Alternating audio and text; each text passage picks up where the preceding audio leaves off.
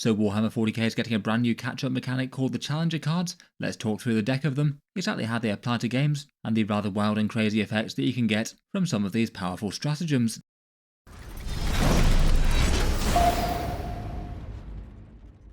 Hello and welcome back to Auspex Tactics, where today we're talking about 40K's big mission update, and in this one focusing specifically on those Challenger cards. As has been talked about a fair bit over the past week or so, the Pariah Nexus mission deck is being replaced by the 2025 to 2026 cards that Games Workshop are coming out with, adding a few interesting things like more tailored support for incursion games and those asymmetric missions, a few tweaks and changes to the primary and secondary missions as talked about in a previous video, more in the line of quality of life and balance refinements as opposed to do anything too major with those though, and perhaps the single biggest shake-up for match play 2000 point games seems to be the Challenger cards, which do look like they're going to have some impact, and one that is quite an interesting one as well, with the option to either get free 0 command point stratagems or get some extra victory points near enough guarantees. I was certainly really quite curious to find out as to how exactly you use the Challenger deck, how many cards there were, and what other powerful effects might be on offer, and now it seems that with the cards widely shared online, we've got some good answers to that. Just to start with, here's one example of the Challenger card so we know what we're talking about. When you draw one of these, it both has a stratagem on it and also an objective. These are called a Challenger stratagem or a Challenger mission, very clearly marked out that it's one or the other. This one allows you to use the Force a Breach stratagem for 0 CP to move something through walls, or do an easy mission next to the battlefield edges for 3 victory points. All the stratagems are free 0 CP ones, and all the missions are 3 victory points at max, most of them being at least relatively straightforward to do. The idea of these things is they replace the secret mission with a completely different catch-up mechanic. The secret missions place the burden and foresight on a player to take a look at the end of battle round 3 as to whether or not it will be a good idea to use them based on the amount of primary points that they've scored, whereas this one is a fair bit more straightforward to be able to access and think about, with basically a set of 9 cards that you draw, and these ones just triggering if a player is behind by 6 victory points or more at the start of a battle round. If that condition's met and you're behind the other player by at least 6 victory points, then you gain a Challenger card at the start of your command phase, so right at the start of the turn, so you've got the chance to plan to use it, I guess drawn at a very similar sort of time to as you draw tactical secondaries if you use them. I was wondering whether or not the Challenger cards will be drawn completely at random or freely selected, and it seems that of the two it's the former. You have just one Challenger deck of cards with those 9 cards presumably shuffled and face down, and then throughout the course of the game, if players draw Challenger cards, you draw from the same deck of them, so you don't know who's going to get them at the start, and I suppose normally at absolute maximum you'd get a maximum of 4 Challenger cards used, and a good chance you might only have 3 or less. Then, as mentioned, when you get the Challenger card, you either have the option of that free stratagem or that easy objective. You can either opt to do one of them or the other, but not both. And then it does look like it's a one-time opportunity. You can't basically bank the Challenger card and keep that for a later turn if it makes sense. The card is discarded at the end of your turn. You can't save it for future turns. So it's basically a use now or never thing. There's a couple of further things about the stratagems and scoring. These ones are basically always meant to be free use stratagems that don't really interact with other stratagem rules in the normal way. You're not able to modify the cost of the Challenger stratagem by any rules, such as say for example the Calidus Assassin's +1 command point aura, and rules that might generate command points via the use of a stratagem aren't affected by Challenger stratagems. So say for example if you used a stratagem on a unit in range of Commander Shadowsoner or on an Imperial Guard unit with a Voxcaster, you wouldn't have the chance to farm a command point. I guess that kind of makes sense, so you're not able to turn one stratagem into a command point that you could use elsewhere and have a bit of a cascade effect. Otherwise, for the Challenger missions, the way that adding up the game score is kind of interesting on that. I was wondering if the score would count towards your either primary score or your secondary score, but the answer is it's neither. For the maximum score on your primary missions, that adds up to the maximum of 50 as per normal, and then for the secondary objectives you can score a maximum of 40 victory points from that, and no more than 20 VP per fixed one if you happen to take fixed. The Challenger missions are basically over and above both of those. Their victory points don't count towards either tally, and you can score a maximum of 12 Challenger victory points. To get that much will be really quite unlikely though. You would have had to be drawing Challenger cards all game long and being able to do every single mission maximally. But say if you scored something like 3 victory points or 6 victory points on Challenger missions, you add those to your points total after you've determined your maximum for primary and secondary.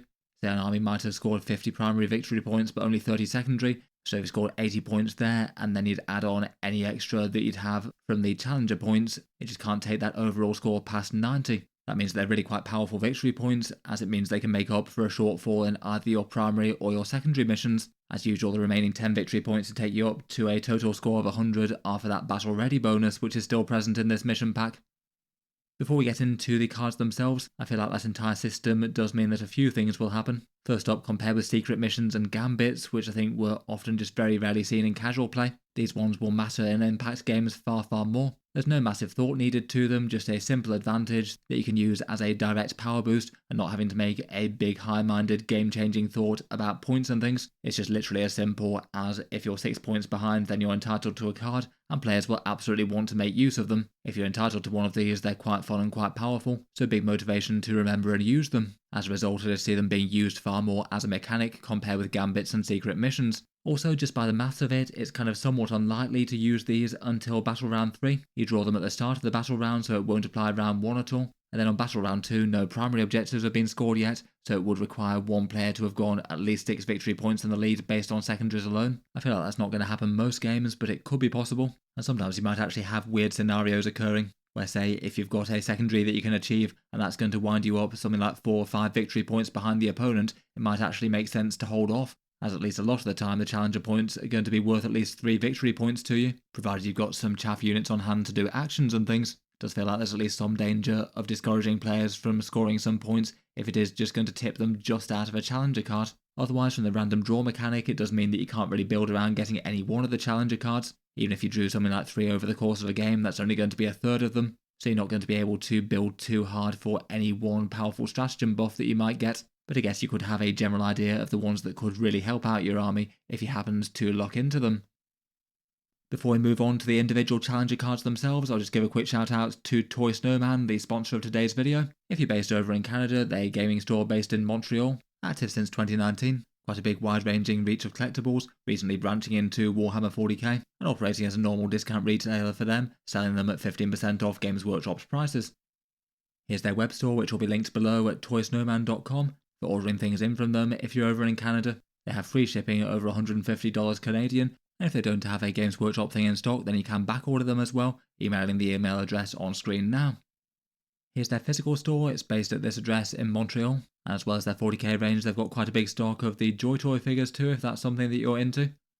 For this week's releases, they're going heavy on the Cards and Space Wolf releases. They requested a lot of stock from Games Workshop, so hopefully should have a good number of the Space Wolves army set and the chapter approved mission deck, presuming Games Workshop have decided to make enough of them, of course.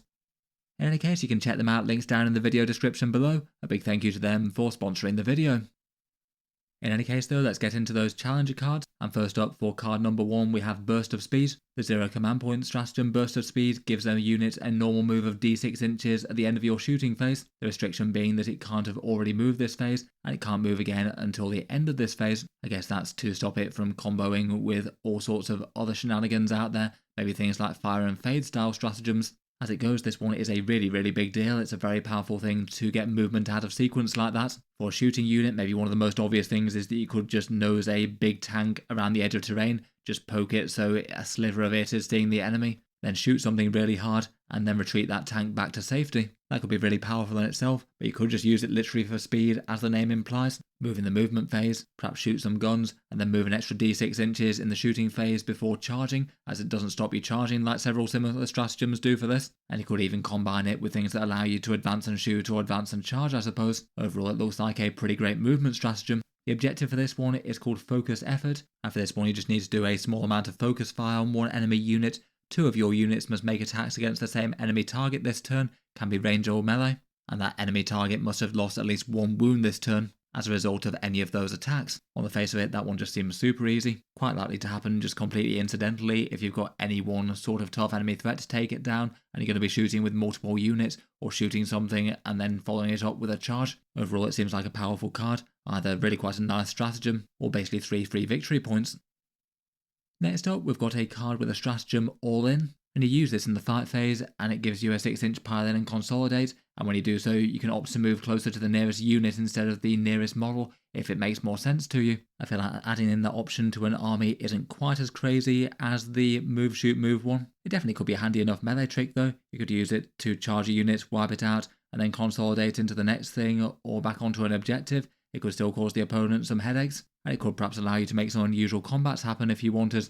Otherwise, for the objective, it's basically 3 victory points if you can do an action, and the stipulation for that action is that you need to be at least 18 inches away from enemy units when you do it, so if you've got some sort of chaff objective sitter camping in the backfield, then there's a pretty reasonable chance that that might be doable. I feel like unless you could see a really obvious big thing that you could do with the stratagem, then the victory points seem the way to go for that one. Next up, we've got one with a stratagem called Pivotal Moment. This one allows you to either advance shoot and charge or fall back shoot and charge with your unit. A pretty handy utility stratagem that quite a lot of armies have access to, and you get this one for free. Not everything gets advance and charge though, there's plenty of units that don't get that very easily, and you could use that on some things like say World Eaters 8 bound, when they don't have easy access to advance and charge anymore. And the fallback shoot and charge thing could be pretty meaningful as well if you've got a big threat that gets locked up. For this one, the Challenger mission again is super easy. Just destroy one enemy unit this turn, and if you can manage that, then you gain 3 victory points. Usually you'd hope that by the time the Challenger cards are getting drawn and played, then that wouldn't be too bad. For card number 4, we've got Harboured Power. This one's quite a fun damage one, and in your shooting or fight phase, models equipped by this unit get the hazardous keyword, but then you get your choice of either lethal hits or sustained hits 1 as a damage buff for that squad. Overall, that's a pretty useful damage buff that could apply to some seriously big units out there. Being able to flex into lethal hits is usually quite a big deal. If you're hitting on a 3+ and wounding on a 5, then that's usually a 50% damage increase, so very meaningful. It's going to be fairly massive on any unit that maybe has, say, sustained hits on a 5+, like Orcs with the Warhorde stratagem, and then you could add lethal hits into that for free. There's plenty of things that get criticals on a 5+, or could be quite nice for anything that hits on a really inaccurate number. Again, Orc shooting comes to mind. Getting either sustained hits or lethal hits on a bunch of stuff hitting on a 5+ is going to be really efficient. Ideally, you want a big chunky central damage dealer unit, and it could take a chunk out of your squad with hazardous, but at the same time that could be a meaningful increase indeed. The Challenger mission for this one is called Dug In, and this one scored at the end of your turn. For each objective marker that you hold, you score 1 victory point up to a maximum of 3. I guess that one could potentially be getting lower if you are getting beaten in a game, and you draw this towards the end. Given that you get to move up to objectives and try and scrape the enemy off them before you score it, there's a reasonable chance that you might be able to get multiple points here, and perhaps going up to a fairly good chance of the game's fairly close. Next up, we've got a card with a stratagem, Strategic Retreat, and you trigger this at the start of your shooting phase. A unit from your army returns to Strategic Reserve. The limitations are that you can't choose a monster or vehicle unit, and you can't choose a unit that's in engagement range. Otherwise, it doesn't have to be in any particular place on the board. It can just warp off the board. And return to reserve mechanics can be pretty handy, particularly in the late game when you might be drawing these. The timing of it maybe isn't excellent. It means that you'd have been able to move your unit around, but they have to disappear just after you've brought reinforcements in. So you're basically spending all of your turn out of action and not able to shoot or charge, and likely all of the enemy turn gone as well. So you are paying with a turn of that unit just not taking any effect on the battlefield. You could potentially have some interest with rapid ingress though. You could return something to Strategic Reserve, pay 1 command point to rapid ingress it on your opponent's next turn, and then maybe have that scary unit in a really strong position to deal some big damage. That would be a very strategic retreat indeed.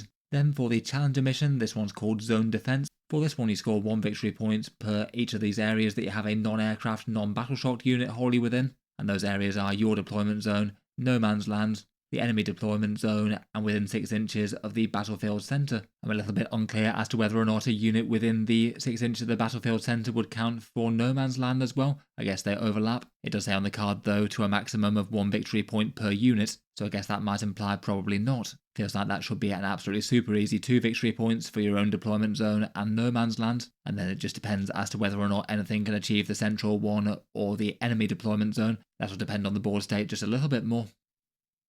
Next up, card number 6's stratagem is Opportunistic Strike, and this one's somewhat similar to a free grenade usage up close. You use it in your shooting phase, and then basically 1 unit from your army that's not within engagement range and 1 enemy unit that's not within engagement range are both selected. If they're within 6 inches of each other, then you roll 6d6, and for each 4+ that you roll, that enemy unit takes a mortal wound. It means that on average you get around about 3 mortal wounds. You might swing a little bit high or low. It doesn't have some of the restrictions that Grenade has though. It looks like you can use this if you'd advanced or fallen back, and you can also use it if your unit's already shot as well, so you could try and shoot the enemy unit dead, and then if they fail, maybe use this to clean up. And I guess in theory you could combine it with a grenade throw as well, for around about 6 mortal wounds or so as a nasty strike against 1 enemy target. That could be pretty brutal against big things with high saves and high invulnerables. Otherwise, as with grenades, it could be interesting for just winning a small opportunistic fight, with one of your units taking down something they really shouldn't be able to. Otherwise, the Challenger mission on this one is called Sow Chaos, and this one is about destroying models. If you've destroyed 1 or more enemy models from 2 or more different units, then you gain 3 victory points. I guess provided that you're playing against an enemy that's got a fair amount of infantry models on the board, that should be really, really easy.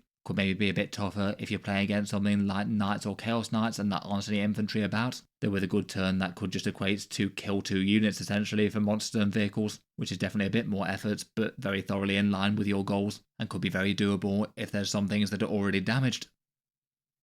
Next up, card number 7 is Great Haste. The free stratagem for this one is a plus d6 inches to your move characteristic in the movement phase. Looks like that's a bit of a common theme with the cards, along with the advance and shoot and charge one. That's basically 3 different ones where you can basically add an extra d6 inches to a unit's movement. Getting them in the different phases has its pros and cons. You wouldn't be able to use this to jump, shoot, jump like you could with the shooting one, but I guess knowing the d6 inch movement in your movement phase is pretty handy, as it means that you can plan as to whether or not it's worth going for a long charge or something like that, as you know the result of the d6 before you have to move. It's definitely a little bit random, and if you roll low it could just literally be plus 1 or 2 inches to your movement, which could be quite disappointing. Though I guess you could also combo it with things that allow advance and charge in one way or another, and that means that you could add 2d6 inches to your movement characteristic overall, which could be pretty big and meaningful. For this one, the Challenger mission is called Over the Line, and for this one you need 1 or more units in your army that aren't aircraft or battle-shocked units to be within the enemy deployment zone, and if you can achieve that at the end of the turn, then it's 3 victory points. Looks like this one is really quite similar to the Behind Enemy Lines secondary objective, though a touch easier due to the restriction being within and not wholly within, so you could just have a unit tow into the deployment and score this. Compared with some of the rest of the Challenger missions, it feels a little bit less guaranteed than some of them. You might just not have any units that are in a good position to do this. Though potentially if you do happen to draw tactical secondaries to jump into the enemy deployment zone, you could potentially have just 1 unit rack up a pretty insane amount of victory points. Maybe if you also drew Behind Enemy Lines, and perhaps even the established Locust one at the same time, if all the stars aligned. I would possibly say that this one could be one of the less reliably good cards though that's relevant in every situation. Next up, we have card number 8, which is Renewed Focus. This one gives you a damage boost to 1 unit, allowing you to reroll hit rolls of 1 and wound rolls of 1 with a unit in the shooting or fight phase, provided you've not got other things going on like lethal hits or already having rerolls to complicate things. Normally this gives you a plus 36% damage boost in isolation, and that's pretty big and meaningful for 1 command point. If you can target some really big scary shooting units, then that's going to go a long way, or potentially a charging unit that you want to hit really hard this turn. The Challenger mission for this one is Establish Comms, and this one has you do an action in the shooting phase with 1 unit that's at least 15 inches away from all of your other units, which is an interesting restriction. I guess you could potentially move both units to make that happen to try and get the distance away, or you could do it with some sort of far-flung deep striker or strategic reserve unit, or maybe even just a unit lurking in the backfield if you don't happen to have anything else nearby. I feel like that could either be super easy or genuinely quite difficult, depending on how your arm is set up. Finally, for the Challenger cards, there's this Force a Breach one, and this one's stratagem allows you to move through terrain pieces with normal or advanced moves in the movement phase. That's one that for certain vehicle and monster heavy armies could be a really big deal. You could threaten really quite big charges on things, though it's not going to be relevant to armies that are heavy with infantry that can do this anyway, and it's maybe not really quite the same as knowing that you're going to have this, as last turn you're not likely to have set up your vehicles and things all screened by terrain and well hidden if the plan is to go around that terrain necessarily. It might have just fallen that way because of what they wanted to do anyway, but it might not have. Again, I'd probably put that in the sort of potentially powerful but not reliably good for every army sort of camp. Otherwise, the objective for this one is called Secure Extraction Zone, and for this one you do an action in your shooting phase for 1 unit that's not in your deployment zone and within 9 inches of a board edge, so sort of a little bit like the old containment mission which appears to have gone away. And I would rate that one as really quite an easy one, provided you've got some chaff units around the board doing some screening or nuisance things. That could be very doable. Overall for the cards themselves, there are some potentially pretty wild stratagem effects that could have some seriously powerful combos with certain armies, but at the same time there are a fair few stratagems that just wouldn't be that helpful to a good amount of armies out there, like say drawing move through walls when you've got a mainly infantry army, or perhaps the return to reserves one if you've got nothing that it makes sense to return to reserve with, and everything really needs to be on the board at the moment to do its job and deal damage and score things. I do quite like the design choice where you've got the choice between the free stratagem and the objective though. Maybe it makes them just a little bit more predictably useful. The stratagem might be helpful to armies but might not, but at the very least it should be a fairly easy secondary objective to do, depending on the exact circumstances. Overall, for initial impressions of them, they do seem a little bit stronger than I'd expected in terms of the effects that they've got, and do add a pretty great variety of pretty powerful options. I could see lots of ways in which those stratagems could produce a pretty big swing in the game, which I guess is what Games Workshop's intention is, to allow a trailing player to be able to catch up a touch. As mentioned, it seems nice enough that the Challenger objective option always gives you the choice to basically score 3 victory points fairly easily. if the stratagem is a dud for your army. I feel like in some situations the choice between using the stratagem or taking the victory points could be genuinely quite tricky for some cards. For example, if you can make a fairly safe-ish charge shorter, but that charge is pretty game critical, do you spend the extra movement and get d6 inches closer towards that, where it could just be a 1, or you could have just been about to make that charge anyway, or do you go for 3 victory points, even if it might mean that you need to move a unit out of position a bit? While they are maybe giving a slightly arbitrary advantage to one player, there's still going to be a mechanic in which you can express a bit of player skill and agency and make the right choice with the cards to achieve maximum power with it. I guess for a lot of 40k games out there, it could well work to help a player who's getting stomped to have a few more tricks. Maybe it does enough to actually help their army enough to bring back and make the game a fair bit closer. Maybe it doesn't and just gives them some fun toys to play with and a little bit more excitement with some powerful stratagems to throw around and perhaps make their eventual defeat a bit more interesting with some sort of glorious last stand, big damage move or fast movement shenanigans. I would guess at first glance it'll probably increase the amount of close games rather than decrease. They might not necessarily have all that much effect at all. For reactions of these, they seem to have been pretty mixed on the internet. Plenty of people are interested enough to give them a go. As I said in previous videos, there's at least some chance that for competitive games it could be sort of weirdly counterproductive. Maybe the most obvious thing being for armies that were planning to score really high later in the game, but for the first few turns either being cagey or focusing on damage dealing to blast the enemy to bits. You might have a game that without the challenger mechanic, one player with a big damage dealer army was on track to win anyway, and there's at least a reasonable chance they could be trailing maybe rounds 3 or perhaps round 4 as well. Pick up some challenger cards and just further double down on making them absolutely dominate with a huge scoring round turn 5. As mentioned earlier, it could also produce weird counterproductive things, where say if you can score a small secondary for 2 victory points and that stops you getting a challenger card, in some situations I could see that being as something that you might even want to avoid. There's a pretty reasonable chance that you could pick up an easy 3 victory point objective from the challenger card if the stratagem isn't more useful to your army, and sometimes it might well be. Otherwise, again, theoretically, it kind of punishes good plays in getting ahead in the game. If a player has genuinely played a better game of Warhammer 40k than their opponent and managed to get 6 victory points ahead, it does maybe feel like they're being sort of punished when all of a sudden they draw a card that gives them 3 victory points almost as a freebie. Though I guess on the other hand, it could balance against wild swings of bad luck. If one player got unlucky, lost a key unit due to the dice, or failed a big charge that stopped them scoring things, the cards themselves, as mentioned, are a way that you could express game skill. So it's pretty reasonable that a player who knows the game really well could get far more value out of a challenger card than otherwise. Let me know what you make of the challenger cards down in the comments below though. I feel like whatever you say about them, they certainly seem interesting, and they will be used a lot more than secret missions than gambits, I'm certain of that. Let me know how much fun you think they'll be, and do you reckon they'll be a positive or negative impact on the game? Look forward to hearing all your thoughts. As mentioned, a big thank you to Toy Snowman for sponsoring the video. If you live in Canada and want some discount Warhammer, particularly Space Wolves or mission decks and things, then feel free to check them out. They will be linked down in the video description. Otherwise, feel free to subscribe to Auspex Tactics if you'd like to see more like this. I'll hope to do a full review of the mission deck in its entirety. Hopefully that should be within the next day or two, so feel free to subscribe if you'd like to see that. If you'd like to support the channel, then there's the other channel's affiliate discount links in the video description for cheaper Warhammer around the world if you did want to pick something up. And there's also the Auspex Tactics Patreon page, that's linked down in the video description if you'd like to support more directly. In any case though, an enormous thank you for listening, and I'll hope to see you guys next time.